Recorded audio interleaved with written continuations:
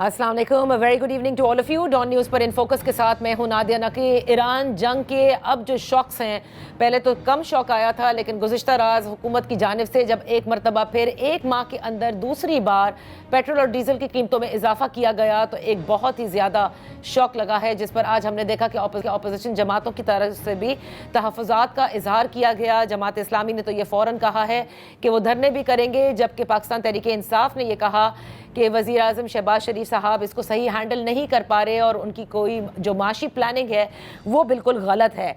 अब आते हैं कि जो तेल की कीमतों में इजाफा हुआ है, इसके हवाले से कल आपने देखा कि रात गए जो पेट्रोलियम के वज़ीर हैं और जो वज़ीर ख़जाना हैं, दोनों ने प्रेस कॉन्फ्रेंस की और उनकी जानिब से ये बताया गया कि पेट्रोल की कीमतों में जो इजाफा किया गया है वो 137 रुपये 24 पैसे फ़ी लीटर, जबकि डीज़ल पर 184 रुपये 49 पैसे फ़ी लीटर इजाफा किया गया है। इससे कबल अगर आपको याद होगा कि जो इनिशियल शॉक था इस वॉर का, जो पाकिस्तान में फील किया गया, उस वक्त जो पेट्रोल की कीमतों में और डीज़ल की कीमतों में इजाफा किया गया था वो 55 रुपये फ़ी लीटर किया गया था। ये 7 मार्च की बात है। फिर आप याद कीजिए, फास्ट फॉरवर्ड 22 मार्च को हाई ऑक्टेन के अंदर जो पेट्रोलियम लेवी है उसमें इजाफा किया गया 200 रुपये फ़ी लीटर, और इस वक्त जो पेट्रोल के ऊपर लेवी ली जा रही है वो अब पहुंच चुकी है 160 रुपये 61 पैसे फ़ी लीटर, जबकि डीजल की लेवी जो है वो सिफर की गई है। बात बिल्कुल दुरुस्त है कि ईरान में जंग है जिसके असरात पूरी दुनिया में हैं, एनर्जी मार्केट्स में हैं, और हुकूमतों ने कुछ रिलीफ जो कि वफाकी हुकूमत ने 3 हफ्ते दे रखी थी, उसके हवाले से जो वज़रा थे उनकी जानिब से ये कहा गया गुज़िश्ता रात कि मज़ीद ब्लैंकेट सब्सिडी मुमकिन नहीं, जो कि 129 अरब रुपए की दी गई थी। आज हमने देखा कि जो चीफ मिनिस्टर पंजाब हैं उनकी जानिब से और वफाकी वज़ीर दाखिला मोहसिन नकवी की जानिब से ये कहा गया है कि इस्लामाबाद में और पूरे पंजाब के अंदर जो पब्लिक ट्रांसपोर्ट है उसे मुफ्त कर दिया गया है और कहा गया है कि आप इसमें सफ़र करें। और जहाँ तक वज़ीर आला सिंध का ताल्लुक़ है, उन्होंने 2 व्हीलर्स को सब्सिडी का ऐलान किया है और साथ ही जो गुड्स ट्रांसपोर्ट है उस पर, यानी उसके डीज़ल के ऊपर और पब्लिक ट्रांसपोर्ट पर भी उन्होंने कहा है कि वो सब्सिडी देंगे। लेकिन इन सब्सिडीज़ के बावजूद आपको याद होगा कि 10 रुपये भी अगर पेट्रोल की कीमत बढ़ती है फ़ी लीटर तो उससे मुत्तसिल जो महंगाई आती है उसे कैसे कंट्रोल करेंगे, उसके लिए किस किस्म की सब्सिडी दी जाएगी, ये सबसे बड़ा सवाल है। इन फोकस हैं हमारे साथ हमने खुसूसी बराए वज़ीर आज़म हुज़ैफ़ा रहमान साहब, बेहद शुक्रिया for joining us. Huzaifa Rahman साहब, बेशक आलमी मंडी में बढ़ा है तेल, दूसरे ममालिक में भी तेल की कीमतें बढ़ रही हैं, लेकिन सवाल यही है आप ये सब्सिडीज़ तो दे देते हैं, लेकिन जो महंगाई का तूफ़ान है उसे कैसे रोकेंगे? और दूसरा, पेट्रोलियम लेवी कहीं नहीं लगाई जाती, इसने तो अवाम की कमर तोड़कर रख दी। 160 रुपये 61 पैसे सिर्फ लेवी कीमत में जा रहे हैं फ़ी लीटर। जी, बहुत शुक्रिया नादिया नकी साहिबा, आपने हुकूमत का मौक़िफ़ जानने के लिए मुझे मदऊ किया ताकि मैं हुकूमत का जो वर्शन है वो आपके तवज्जुह से आपकी ऑडियंस, आपके व्यूअर्स तक पहुंचा सकूं। गुजारिश ये है कि एक तो मैंने काफ़ी सारे शोज़ करने हैं, तो मैंने आज ये तय किया है कि ज़ाहिर है एक ये बहुत बड़ा इजाफा है जिसका बोझ गरीब आदमी पे गया है, तो मैं इसकी कोई भी जस्टिफिकेशन बयान नहीं करूँगा जिससे ये लगे कि मैं गरीबों के जो नमक हैं उन पर ज़ख्मों पे नमक छिड़क रहा हूँ या उनके ज़ख्मों को कुरेद रहा हूँ। हाँ, ये ज़रूर है कि एक तल्ख़ फ़ैसला है जिसके बारे में आपने अपनी इंट्रो में भी बयान किया, लेकिन अगर आप इजाज़त देंगी तो मैं 1-2 और हक़ाइक़ आपके सामने रखूँगा, बट उसका मकसद कोई जो है जस्टिफिकेशन नहीं होगा, बट ये एक ऐसी वजाहत होगी जो कि यानी सरनगू होकर और एक माज़रत के साथ, जिससे गरीब आदमी को ये ना लगे कि शायद हुकूमत जो है अपने हर एक्शन की जस्टिफिकेशन बयान कर रही है। हमें एहसास है कि गरीब आदमी जो ये कीमतें पहले 50 रुपये बढ़ी और अब जो है तकरीबन 137 रुपये पेट्रोल की और 180 रुपये डीजल की, तो ज़ाहिर है जो गरीब आदमी पे उसका इम्पैक्ट आया उसका पूरा एहसास है। गुजारिश ये है कि नादिया नकी साहिबा, एक तो पाकिस्तान की मईशत को आप बखूबी समझती हैं, इस दश्त की खाक छानते हुए आपको एक अरसा हो गया। और सिर्फ पेट्रोलियम मसनूआत की आलमी मार्केट में कीमतें बढ़ने का नहीं है, बल्कि पाकिस्तान के अंदर सबसे अहम चीज़ आपके इंपोर्ट और एक्सपोर्ट बिल के डिफरेंस का है। और आपको पता है कि सबसे ज़्यादा इंपोर्ट बिल का तकरीबन 80-85% जो है वो पेट्रोलियम मसनूआत पे जाता है। और अगर वही पेट्रोलियम मसनूआत यानी अगर आप उतने ही लीटर खरीदेंगी लेकिन कीमत डबल हो चुकी होगी, तो इंपोर्ट बिल आपका 32 अरब डॉलर से बढ़कर अगर 40 अरब डॉलर या 50 अरब डॉलर हो जाए तो आपकी मईशत तो कोलैप्स कर जाएगी। یعنی آپ دیوالیہ ہو جائیں گے.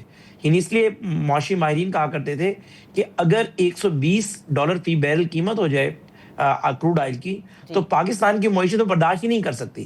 تو اب جو موجودہ اضافہ ہے اس کے پیچھے 2 ریزنز ہیں. ایک تو ظاہر عالمی مارکیٹ میں قیمتوں کا اوپر جانا, اور دوسرا یہی کہ ہمارا امپورٹ بل, یعنی لوگ پیٹرولیم مصنوعات کی جو پروڈکٹس ہیں وہ اتنا استعمال نہ کریں کہ ہم پھر ظاہر ہے باہر ڈالر بھیجیں گے امپورٹ کرنے کے لیے, اور ہمارے پاس ایکسپورٹ کرتے ہوئے ڈالر ملک میں اتنا واپس آئے گا نہیں, اور آپ کا ظاہر روپیہ جو ہے وہ بالکل کمزور ہو جائے گا, ڈالر تگڑا ہوگا, ریزروز ختم ہوں گے. اور دوسرا ظاہر ہے پیٹرولیم مصنوعاتی قیمتیں عالمی مارکیٹ میں بڑھی ہیں, وہ بھی ایک امپیکٹ ہے. تو ان دونوں چیزوں کی وجہ سے یہ ایک تلخ فیصلہ لیا ہے. اور میں آپ کو یقین دہانی کراتا ہوں کہ وزیر اعظم صاحب نے بھی بہت مشکل سے جو ہے اور اپنے دل پہ پتھر رکھے. تھوڑی بات تو پولیٹیکل کیپٹل ہوتا ہے, یعنی ہم جو کیبنٹ کے ممبرز ہیں اور وزیر اعظم ہیں, آپ سب اینکر حضرات یا جتنے بھی ہمارے مہربان آپ جرنلسٹ دوست ہیں, آپ یا عام آدمی تو ظاہر سے متاثر ہو رہا ہے, لیکن باقی سب لوگوں سے زیادہ ہمارا پولیٹیکل کیپٹل آن سٹیک ہے, اور پبلک نے اپنا تمام غم و غصہ ہم پر نکالنا ہے.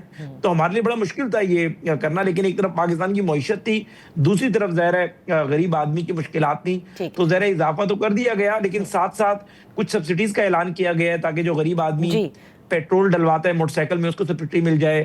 آپ نے دیکھا all over the Punjab public transport free کر دی گئی ہے, جس کا میں نے ذکر نہیں کیا, لیکن حذیفہ رحمان صاحب دیکھیں بالکل آپ نے درست فرمایا کہ کسی بھی پولیٹیکل پارٹی کے لیے جو گورنمنٹ کے اندر ہو وہ اپنا پولیٹیکل کیپٹل اس طرح سے لوز کر سکتی ہے, تلخ فیصلہ ہے.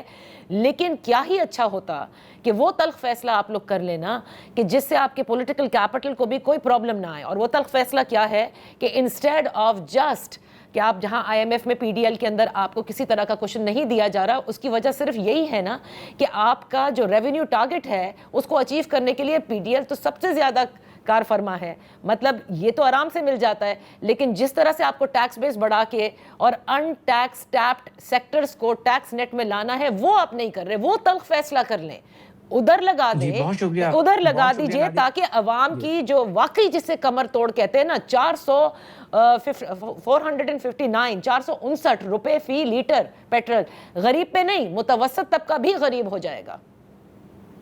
جی بہت شکریہ نادیہ نقی صاحبہ. گزارش یہ ہے کہ کچھ فیکٹس میں آپ کے سامنے مزید بھی رکھ دیتا ہوں. پہلی بات تو یہ کہ اگر ہم نے ٹیکس کلیکشن کرنی ہے وہ بھی پھر عام آدمی سے ہی کرنی ہے, اور تنخواہوں میں جو تنخواہ دار طبقہ ہے جو آلریڈی نیٹ میں موجود ہے تو اس سے سب سے ایزیسٹ طریقہ ہے ٹیکس کلیکشن کر لی جائے. ریئل اسٹیٹ پہ ہم نے ٹیکس لگایا تو ظاہر اس سیکٹر کو بہت بڑا نقصان پہنچا, لیکن ظاہر یہ آئی ایم ایف کی شرط ہے کہ انہیں پتہ ہے کہ پاکستان میں لوگ پیٹرولیم مصنوعات استعمال کرتے ہیں, اور پیٹرولیم لیوی پہ بھی ٹیکس انکریز کرنے کی شرط انہوں نے نافذ کی ہے. ادروائز کوئی حکومت یہ نہیں چاہے گی کہ آپ جینونلی ریشنلی 100 روپے قیمت ویسے بڑھا رہے ہیں اور 50 روپے لیوی بھی بڑھا دیں.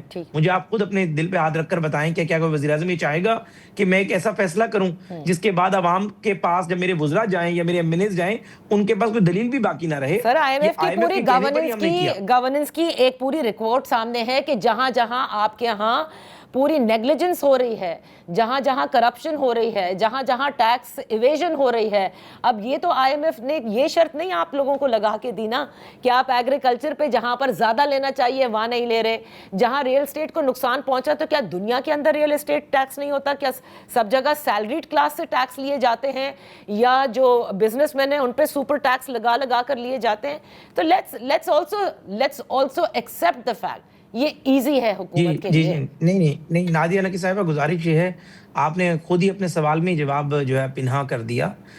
پہلی عرض یہ ہے کہ مسئلہ یہی ہے نا کہ پیٹرولیم مصنوعات پر لیوی آئی ایم ایف کہہ رہی ہے, تنخواہ دار طبقہ کہتے ہیں ہم پر ٹیکس نہ لگائیں, ریئل اسٹیٹ والے کہتے ہیں کہ ہمارا سیکٹر آپ نے ڈبو دیا چونکہ ہم پر ٹیکس لگا دیا, تاجر کہتے ہیں ہم ہڑتال کر دیں گے, سپر ٹیکس اور ایکسٹرا سپر ٹیکس بھی لگا دیا.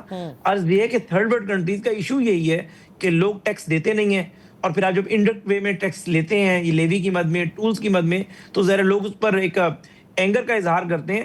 بیسیکلی تو بات آپ نے بالکل ٹھیک کی, وہ کہتے ہیں you hit the nail on the head کہ بیسیکلی تو آپ کی پوری جو ٹیکس کلیکشن کا نظام ہے اس میں ریویمپنگ کی ضرورت ہے. لیکن مقصد یہ کہ ہر شاخ پہ الو بیٹھا ہے, انجام گلستان کیا ہوگا.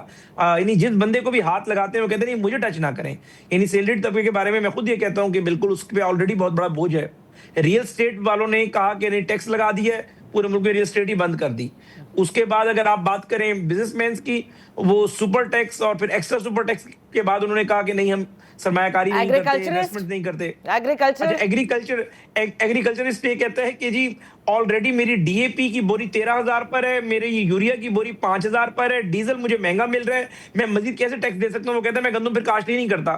اور وہ کہتا ہے کہ آپ مجھ سے جب گندم اگر سستی خریدتے ہیں تو ظاہر ہے مجھے وہ جو ٹیکس لینے کے بعد اور جو میری کاسٹ ہے وہ پوری نہیں ہوتی. اگر ہم مہنگی خریدتے ہیں پھر نادیہ نکی مجھے کہیں گی جی روٹی مہنگی ہو گئی.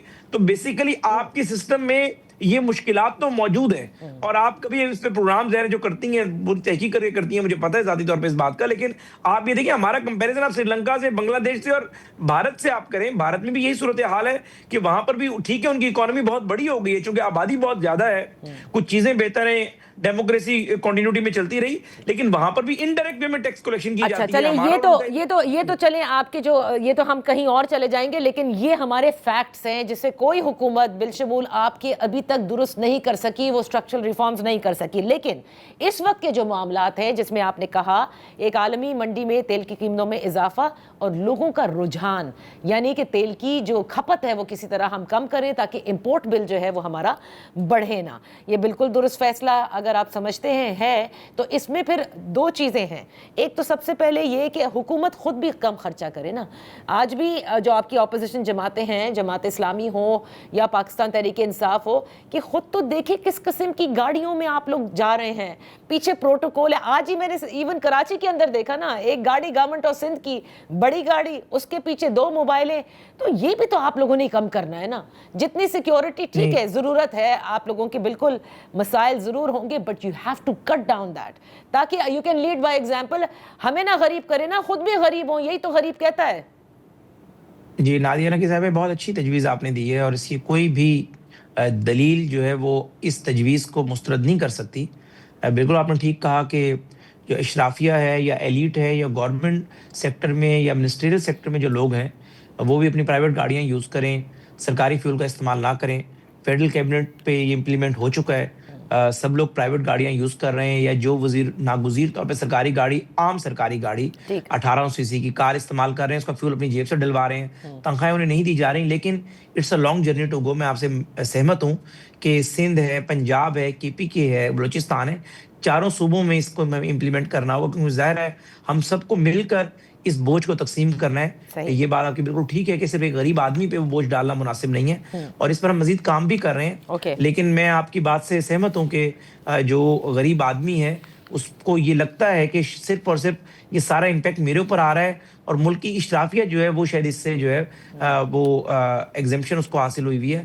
تو میرے خیال سے آپ کو آنے والے دنوں میں مزید بہتری نظر آئے گی. جہاں پر اگر کوئی غلطی کوتاہی آپ کو دکھائی دے بھی رہی ہے تو میں اس پر انکنڈیشنل اپالوجی کرتا ہوں, لیکن میں سمجھتا ہوں کہ وہ وقت آ گیا ہے کہ ہمیں ان ساری چیزوں کو, اس بوجھ کو کم کرنا ہوگا, تاکہ جو ہمارا ووٹر سپورٹر ہے, غریب آدمی ہے, یا ایون کہ غیور آدمی جو کہ میڈیوکر ہے, وہ یہ نہ سمجھے کہ شاید صرف سارا بوجھ میری ذمہ داری ہے اور جو مجھ سے اوپر والی کلاس ہے اس کی ذمہ داری نہیں ہے. بہت بہت شکریہ حذیفہ رحمان صاحب فار بینگ ود اس آن دا شو. یہاں وقت ایک بریک کا, بریک کے بعد جب واپس آئیں گے تو ایران کے جنگ کے شاکس جو ہیں, جو یہاں پیٹرول کی ہوش ربا قیمتوں جو اضافہ ہوا ہے اس طرح نظر آ رہے ہیں, وہیں یہ جنگ ختم کب ہوگی اس پر بات کرتے ہیں.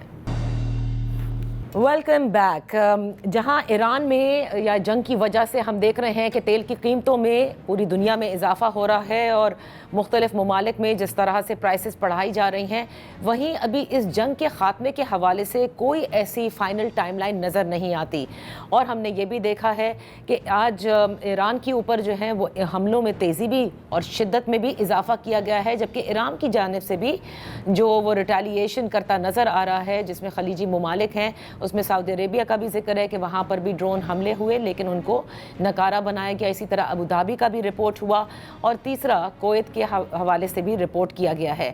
آج اسی حوالے سے بات کرتے ہیں. ہمارے ساتھ ہیں ان فوکس منیر اکرم صاحب, سابق سفیر ہیں, former permanent representative to the United Nations. آپ کا بہت شکریہ فار جوائننگ اس. ان کے ساتھ ان فوکس ہیں بریگیڈیئر راشد ولی جنجوا صاحب, دفاعی تجزیہ کار ہیں.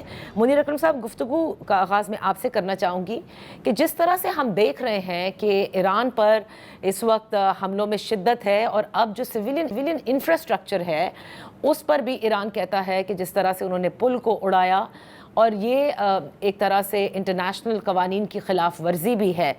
دوسری جانب ہم نے دیکھا کہ صدر ٹرمپ کی جانب سے پھر ایک تھریٹ دی گئی جس میں کہا گیا کہ فوراً ایران معاہدہ کرے ورنہ پھر جس طرح سے کہا جاتا ہے کہ ایک طرح سے انہیں تباہ کر دیا جائے گا یا انہیں سبق سیکھنا ہوگا. آپ مجھے بتائیے گا کہ کیا اس وقت جو اسٹریٹجی آپ کو امریکہ کی نظر آ رہی ہے کہ وہ حملوں میں اس لیے تیزی لایا جا رہا ہے یا اس لیے شدید حملے کیے جا رہے ہیں کہ ایران کو معاہدے پر کسی طرح سے پریشرائز کیا جا سکے؟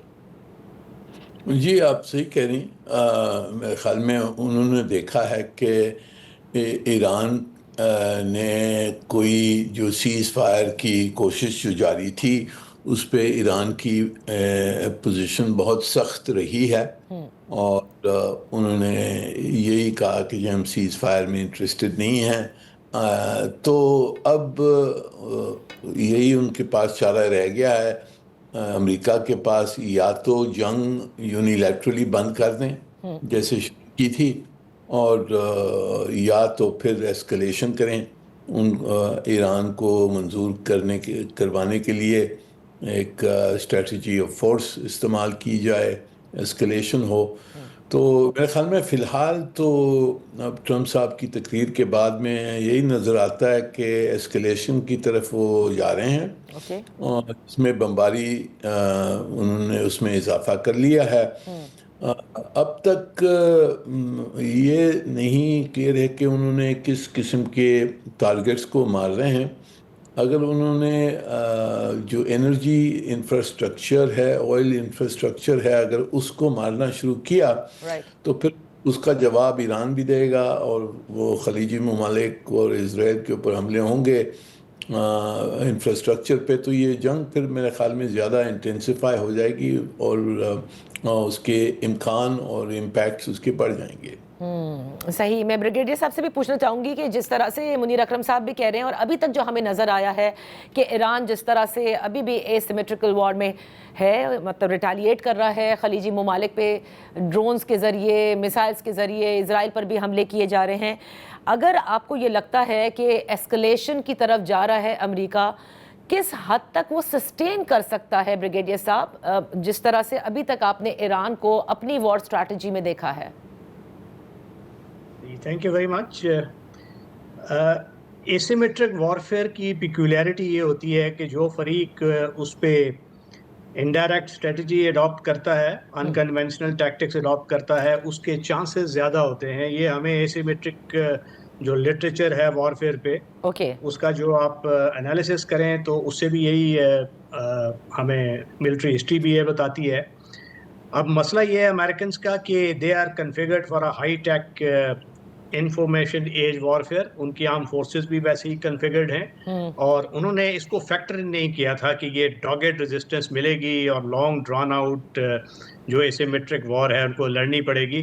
امیجن کیجئے کہ جو عراق وار تھی 2003، وہاں پہ کوئلیشن کو ملا کے لگ بھگ کوئی 2.5 لاکھ سولجرز تھے جنہوں نے پارٹیسپیٹ کیا، اور پھر ایران 5 گنا زیادہ ہے. اب اس میں یہ 7-8 ہزار کی جو میرین ایکسپیڈیشنری فورس ہے یا ایک بریگیڈ وہاں سے جو 82nd ایئر بورن کا آ رہا ہے، تو وہ کیا کر سکتے ہیں؟ ان کا جو ملٹری رول ہوتا ہے وہ to establish a to hold ہوتا ہے and they create conditions for rest of the forces. تو ان کا اکائلیز ہیل امریکنز کی یہ ہے کہ they don't have ground troops, یا اس کے لیے تیار نہیں تھے. اور اب وہ ان کے پاس ایک ہی آپشن رہ گیا ہے اگر وہ ایسکیلیٹ کرتے ہیں کائنیٹکس کو، اینڈ دیٹ از بامبنگ. اور وہ بامبنگ ابھی انہوں نے، میں آج دیکھ رہا تھا کہ فارماسوٹیکل وہ لوئی پاسچر کا سینٹر ہے ریسرچ کا، اس پہ شروع ہو گئے. تو نو ہولڈز بارڈ اگر یہ اس کو اپ اسکیل کرتے جائیں گے اور تیل کی تنصیبات کو بھی تباہ کریں گے، خرگہ آئلینڈ پہ بھی اٹیک کریں گے، تو ایران تو بالکل بچڑی انکیپیسیٹیٹ ہو جائے گا. اگر وہ ہوا تو اس کے بعد اس کے بڑے منفی مثبرات ہوں گے، کیونکہ وہ ڈی سیلینیشن پلانٹس بھی اٹیک کر سکتا ہے. جو 97% جو گلف ممالک ہیں جی سی سی، وہ ڈی سیلینیشن پلانٹ پہ ڈیپینڈنٹ ہیں. تو what will be that consequence? تو یہ بڑی مشکل، میرا خیال ہے یہ اسٹریٹجی ان کے پاس کوئی کلیئر نہیں ہے. اہداف بڑے جو تھے، پولیٹیکل آبجیکٹو تھا ریجیم چینج، تو امریکہ وہ اچیو نہیں کر رہا. جو ان کا ایک بڑا سمپل ہدف ہے ایسیمیٹرک واریئرز کا، ایرانیوں کا، کہ وہ شکست نہیں مانے اور اپنے آپ کو، اپنی جغرافیائی وحدت اور پولیٹیکل سروائیول کریں. تو if they achieve they are winners. تو اس مخمسے کا امریکہ شکار ہے. اور اب نہ ہرمز میں جو معاملات ہو رہے ہیں وہ 40 ملکوں کی کولیشن وہ یہ سوچ رہی ہے کہ کس طریقے سے اس کو کھلوایا جائے.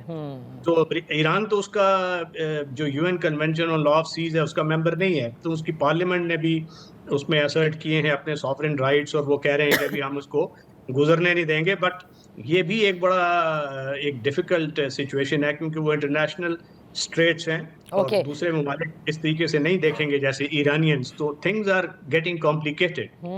یہ جو کمپلیکیشنز ہمیں اس وقت نظر آ رہی ہے منیر اکرم صاحب, اسی کمپلیکیشن کے اندر امریکی وزیر دفاع بیچ وار میں, یعنی we are in the 35th day of war, اور کہیں دیکھا نہیں گیا کہ جنگ کے دوران اعلیٰ عہدیداران کو, اپنے آرمی چیف کو, فوجی افسران کو آپ فارغ کر دیں. تو اس سے ہم کیا سمجھیں کہ کیا کسی سمت میں کوئی وار اسٹریٹجی تبدیل ہو رہی ہے؟ اس کو آپ کس طرح سے اس کا آپ انالیسس کریں گے؟ جی دیکھیں, وہ اوبیسلی یہ اتنے بڑے عہدے پر جو chief of staff of the army تھا ان کا, اس کو نکالا ہے. پر میری اس انفارمیشن کے تحت تو ان کے اختلاف اس شخص سے پہلے سے تھے, سیکرٹری صاحب کے. تو یہ کچھ اندرونی معاملہ تھا جس کی وجہ سے ان کو ہٹایا ہے. جو اسٹریٹجی فالو کر رہے ہیں وہ سینٹرل کمانڈ کے انڈر ہے. تو سینٹرل کمانڈ میں تو ابھی کوئی تبدیلی نہیں آئی ہے, پر ان کی اسٹریٹجی ابھی شروع سے کوئی کلیئرٹی نہیں تھی ان کی اسٹریٹجی میں. انہوں نے ایک اپنے آپ کو سمجھایا تھا کہ جی ہم ڈیکیپیٹیشن سٹرائک کریں گے, لیڈرشپ کو ختم کر دیں گے تو یہ رجیم کولیپس ہو جائے گی. وہ نہیں ہوا. نہ وہ ان کی میسائل کیپیبلٹیز, ڈرون کیپیبلٹیز, اس کو بھی ختم نہیں کر پائے ہیں. ایران جاری رکھا ہے, لوور لیول پر ہے پر اس کی حملے جاری ہیں. اور جو نیوکلیئر ایشو ہے اس کے اوپر بھی وہ جو ان کے پاس یورینیم پڑا ہوا ہے, انرچ 60% تک انرچ کیا ہوا ہے, وہ پتہ نہیں کہاں ہے, وہ شاید بیریڈ انڈر اصفہان, پر بھی ان کے پاس ہی ہے. تو میرے خیال میں امریکہ کوئی دکھا نہیں سکتا کہ ہم نے اس سے حاصل کیا یہ حملوں سے. تو اس لیے وہ سیز فائر نہیں کر سکتے ہیں, کیونکہ اس کا ریپرکشنز ٹرمپ صاحب کی حکومت پہ ہوگا. انٹرنلی لوگ کہیں گے بھئی آپ نے کیا یہ جنگ کر کے کیا حاصل کیا. دوسری طرف سے اگر ایسکلیشن کرتے ہیں تو اس میں بھی نقصان ہی نقصان ہے, کیونکہ ہرمز بند ہے, تیل کی قیمت بڑھتی جا رہی ہے. اگر انرجی انفراسٹرکچر ایران کا انہوں نے ختم کیا تو ایران حملے کرے گا اور خلیجی ممالک جو ہیں ان کا انفراسٹرکچر برباد کر سکتا ہے, پلانٹس پہ ختم کر سکتا ہے. تو اس کے امکان بہت بڑھ جائیں گے, بہت گہرے ہو جائیں گے. تو پورے خطے کے لیے یہ برا ہوگا اگر ایسکلیشن ہو. ایسکلیشن صرف میرے خیال میں اسرائیل کے حق میں ہے اور کس کے حق میں نہیں ہے. اوکے منیر اکرم صاحب, یہاں وقت ہوا ہے ایک بریک کا. بریک کے بعد ہم اپنی گفتگو جاری رکھیں گے. Welcome back. ان فوکس ہیں امبیسڈر منیر اکرم صاحب اور ان کے ساتھ ہیں بریگیڈیئر ریٹائرڈ راشد ولی جنجوعہ. وار اسٹریٹجی کی جب ابھی ہم بات کر رہے ہیں اور جتنا ہمیں نظر آیا ہے, جو ایران نے کلیم کیا آج کہ انہوں نے امریکہ کا F-35 طیارہ جو ہے وہ مار گرایا ہے, تو بریگیڈیئر صاحب F-35 is one of the most sophisticated, very high technology aircraft, one of the best ones. ایسے میں گرا دینا, اب آپ کو کیا لگتا ہے کہ کیا ایک مس کیلکولیشن تھی ایران کی دفاعی صلاحیتوں پر امریکہ اور اسرائیل کی, یا وہ جانتے تھے تبھی انہوں نے یہ پلان کیا کہ we need to now crush Iran? میرا خیال ہے they stumbled into it, اور یہ منشا تو نیتن یاہو صاحب کی تھی, اور چونکہ امریکہ ان کا دست نگر ہے اور کانگریس میں اے آئی پیک کا بڑا اثر ہے, تو اس وجہ سے they tagged along. انہوں نے تیاری نہیں کی. they didn't think their political and military objectives. انہوں نے اب دیکھیں کہ آپ کے جس کو فوجی اہداف کہتے ہیں, تو وہ ہمارا جو کلازویٹس کا کلاسک یہ ہے کہ war is the continuation of politics by other means. تو وہ کیا پولیٹیکل ہدف تھا ان کا؟ تو وہ اگر ریجیم چینج تھا تو ریجیم چینج انہوں نے کیسے باور کر لیا کہ ڈیکیپیٹیٹنگ اسٹرائک سے ہو جائے گا. انہوں نے کیوں نہیں سوچا کہ گراؤنڈ ٹروپس کی انوالومنٹ ہو سکتی ہے, تو یہ ایک بہت بڑا ان کا ایک ایرر تھا جو اب ان کے آڑے آ رہا ہے. اور کنٹریریلی اسرائیل کا مقصد یہ تھا کہ یہ فار ایور جنگ رہے. نیتن یاہو صاحب جو ہے انہوں نے الیکشنز میں جانے سے وہ حت الوسع گریز کریں گے, جی. اور جب کریں گے تو وہ ہاریں گے, اور ہاریں گے تو جیل جائیں گے, تو وہ تو فار ایور وار کی ان کی منشا ہے.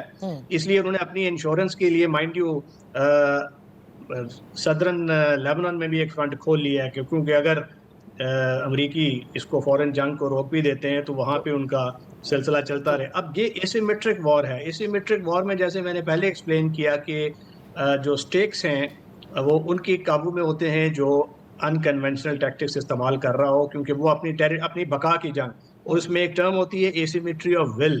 امریکنز کی ول کتنی ہے کہ اس کا یہ یورینیم کو ڈھونڈیں, اور کہاں سے وہ ڈھونڈیں گے یہ 400 kg جو 60% افسودہ ہے. اب وہ سوچ رہے ہیں کہ ابو موسیٰ آئیلینڈ کو پکڑیں, خرق کو پکڑیں, اسٹریٹ آف ہورمز میں جا کے بیچ ہیڈ کو پکڑیں, وہاں سے بندر عباس اس کے پاس بھی کوئی یورینیم کا, but it's a very difficult undertaking. وہ ٹروپس اتنے نہیں ہیں ان کے پاس, فلیٹ تک تو وہ اسکاٹ کر نہیں سکتے جو پہلے وہ کہہ رہے تھے. تو ان کے لیے جو یہ حالات سٹانس ہارڈن ہو رہا ہے ایرانینز کا, بیکاز دیر ٹیل از اپ, وہ سمجھ رہے ہیں کہ جو ایسیمیٹرک وار ہے اس میں جس طرح امریکہ ویتنام سے نکلا تھا, صومالیہ سے نکلا تھا, افغانستان سے بھی, تو شاید یہاں بھی ان کا پلہ بھاری ہے, اور وہ کسی حد تک وہ میرے خیال ہے ان کا یہ گمان درست بھی ہے. اوکے, تو جس طرح سے آپ بھی کہہ رہے ہیں کہ خرق آئیلینڈ, دیکھیں ٹروپس تو آن دیئر وے ہیں منیر اکرم صاحب, اور وہ ٹروپس انکریز بھی ہوئے ہیں. اچھا, اور ابھی تک ہم نے دیکھا ہے کہ ایران خلیجی ممالک میں جہاں جہاں امریکی اڈے تھے وہاں پر انہوں نے اسٹرائک بھی کیا, اور انہوں نے یہی کہا کہ ہم اس لیے کر رہے ہیں بیکاز یہ امریکی اڈے ہیں. فار ایگزامپل ہائپوتھیٹکلی لیٹس سپوز کہ کسی ایک آئیلینڈ پر وہ اپنے گراؤنڈ ٹروپس اتار دیتے ہیں, کوئی اسپیشل آپریشن کرتے ہیں, what signals does it send to all the other Gulf states? کیا they are okay with it and they're thinking کہ اس کانفلکٹ کے اندر یہ ہو سکتا ہے؟ ان کا اس وقت مقصد صرف یہ ہے کہ ایران جو ہے وہ کسی طرح سے یہ کانفلکٹ ختم ہو جائے, پیس آ جائے, یا ایران جو ہے اس کی جو جنگی صلاحیت ہے وہ ختم ہو جائے, اور ابھی وہ لارجر پکچر کو نہیں دیکھ رہے. جی دیکھیں, وہ جو ہمارے جو خلیجی ممالک ہیں, ہمارے دوست ملک ہیں, ان کی پہلے تو یہی خواہش تھی کہ یہ جنگ نہ ہو. جب امریکہ نے جنگ شروع کر دی تو ان کی خواہش تھی کہ جلدی سے جلدی یہ بند ہو جائے اور ہمارے اوپر حملے نہ ہوں.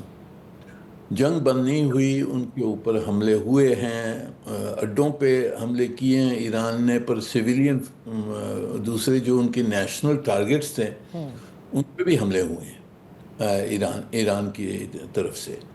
تو اب وہ ایک طرف سے وہ چاہتے ہیں کہ جنگ بند ہو جائے, اسکلیٹ نہ ہو. دوسری طرف سے یہ بھی خواہش ہے کہ اب کیونکہ اب جنگ جاری ہے تو آگے بڑھ کے ایران کی قوت نہ رہ جائے کہ ہمیں پھر یہ اٹیک کر سکتے ہیں. تو ان کی بھی بڑی مکسڈ قسم کی آبجیکٹیوز ہو گئی ہیں. سب میں بڑی ان کے لیے جو مسئلہ اس وقت تو ہے وہ کہ اسٹریٹ آف ہورمز کھل جائے, کیونکہ ان کی تجارت تیل کی بالکل رک گئی ہے. تو اسٹریٹ آف ہورمز کو کھلوانا چاہتے ہیں, اور ایران کو منوانا چاہتے ہیں کہ وہ سیز فائر مان لے. اگر وہ نہیں مانتا تو پھر ان کی خواہش یہی ہے کہ جی اس پہ حملے جاری رہیں اور ان کی جو کچھ عسکری طاقت ہے وہ ختم ہو. پر اس میں اگر وہ حملے جاری رہتے ہیں ایران کے اوپر, امریکہ کے اور اسرائیل کے, تو ایرانیوں کی میرے خیال میں آپشن یہ وہ کریں گے, وہ بھی خلیج کے ممالک کی جو آئل فیسلٹیز ہیں وغیرہ وغیرہ ان پہ بھی حملے کریں گے تو بہت نقصان ہوگا. اور اگر لاسٹنگ نقصان ہوا آئل ٹریڈ میں تو پھر تو قیمتیں, تیل کی قیمتیں $200 پر سے اوپر چڑھ سکتی ہیں, اور یہ پوری گلوبل اکانومی پہ امپیکٹ بہت زیادہ ہوگا.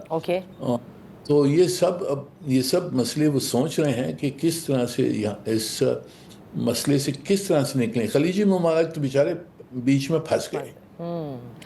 امریکہ اور اسرائیل کا فیصلہ ہے کہ اس جنگ کو ایسکلیٹ کریں یا اس جنگ اوکے. تو بریگیڈیئر صاحب جیسے اسٹریٹ آف ہارموز کا ذکر کر رہے ہیں منیر اکرم صاحب, اسٹریٹ آف ہارموز کے لیے اپنی آخری اسپیچ کے اندر صدر ٹرمپ نے تو یہ کہا تھا نا کہ اوپن آٹومیٹکلی, اور کبھی وہ یہ برطانیہ سے بھی کہتے ہیں یا دنیا سے کہتے ہیں کہ جاؤ جا کر اپنا آئل جو ہے وہ خود گریب کر لو, America is not gonna be with you, and especially برطانیہ کو وہ کہتے ہیں کہ you are not there when we needed you, so اب آپ جائیں اور خود کر لیں, ہر دفعہ امریکہ سے آپ ایکسپیکٹ نہ کریں. What does he mean by کہ automatically it will open? یہ کس طرف نشاندہی وہ کر رہے ہیں, اور آپ کو کیا لگتا ہے کہ کس حد تک ایران اس کو مزید کنٹرول کر سکتا ہے, ہینڈرنس کریٹ کر سکتا ہے؟ دیکھیے وہ کلیئر نہیں ہے امریکی قیادت اس وقت کہ ملٹری آبجیکٹیوز کیا ہوں, اسٹریٹجی کیا ہو.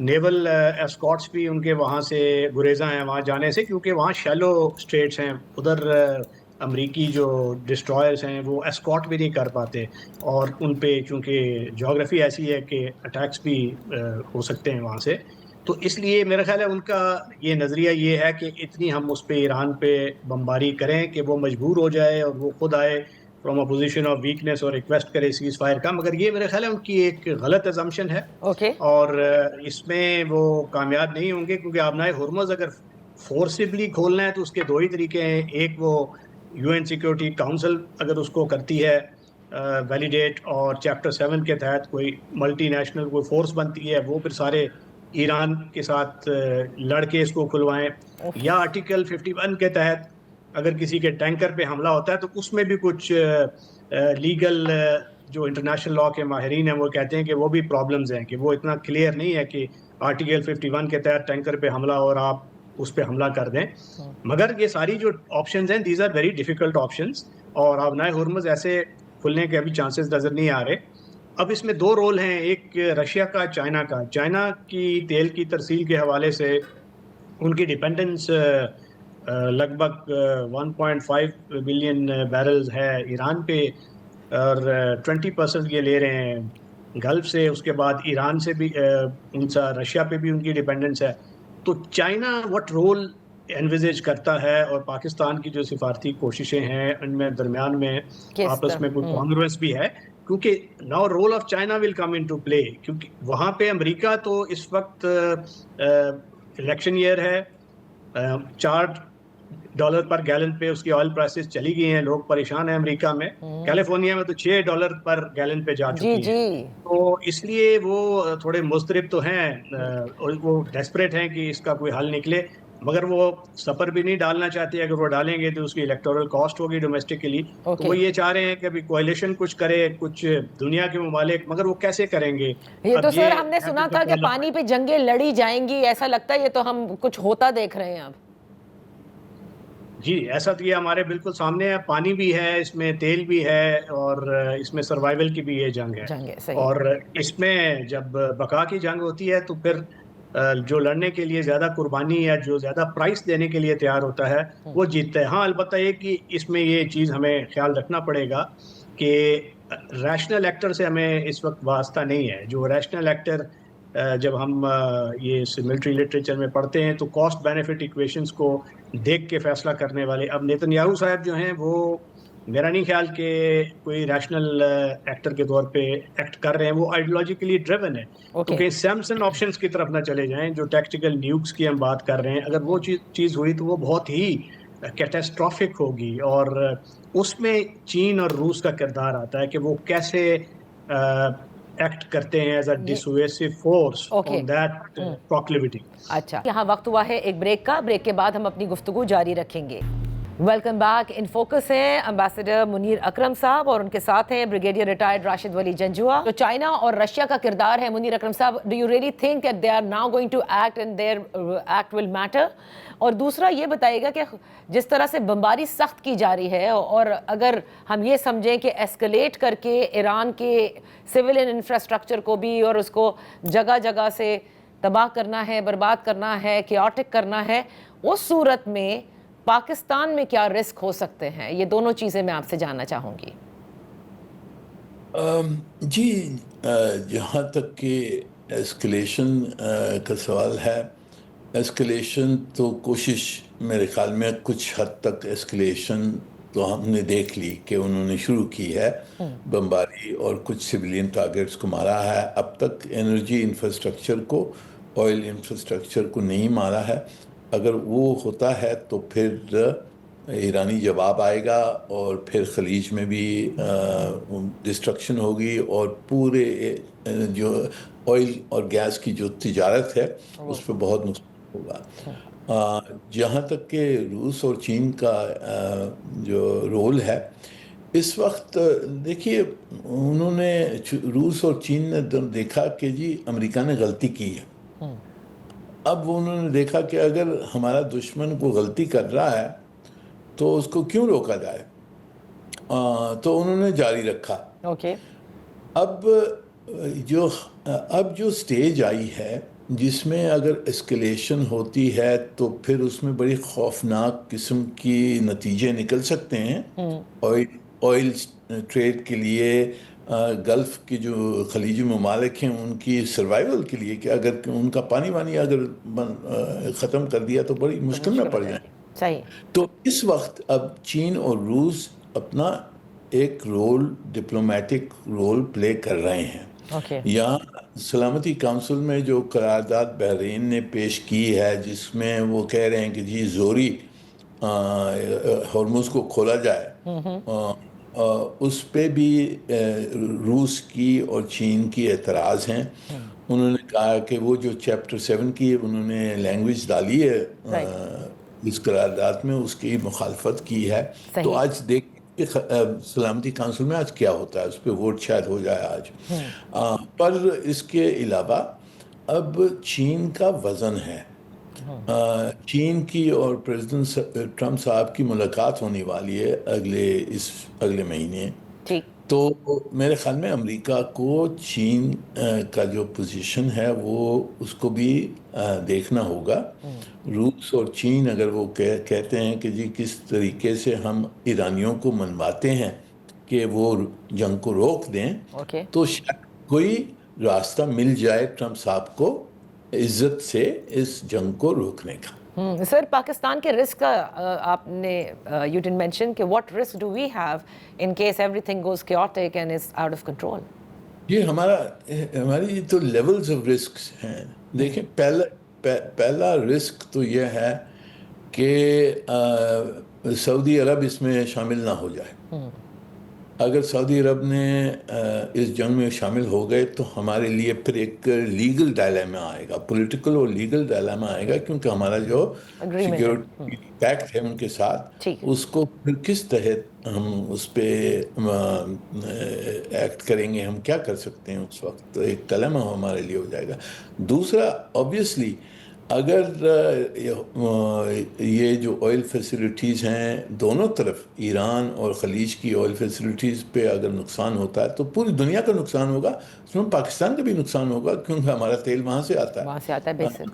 گیس پہلے ہی بند ہو گئی ہے کیونکہ قطر نے تو گیس سپلائی بند کر دی ہے. بالکل. تو یہ امکان تو ہمارے لیے امپیکٹس تو ہوں گی. پھر تیسرا جو اسٹریٹ آف ہارمز ہے وہ کس طرح سے کھلتا ہے نہیں کھلتا ہے، اس کی بھی امپلیکیشنز ہمارے لیے ہوں گی. تو بہت ساری امپلیکیشنز ہمارے لیے مشکل ہے اس میں اور اس لیے پاکستان کے حق میں ہے کہ جلدی میں جلدی یہ جنگ رک جائے. اور جو ہم نے جو چین کے ساتھ ابھی جو 5 پوائنٹ پلان دیا ہے اس کے تحت اگر کوئی فیصلہ ہو سکے، اگر چین اور روس امریکہ کو منوا سکیں، ایران کو منوا سکیں کہ جنگ روک دیں، تو سب کے لیے اچھا ہوگا.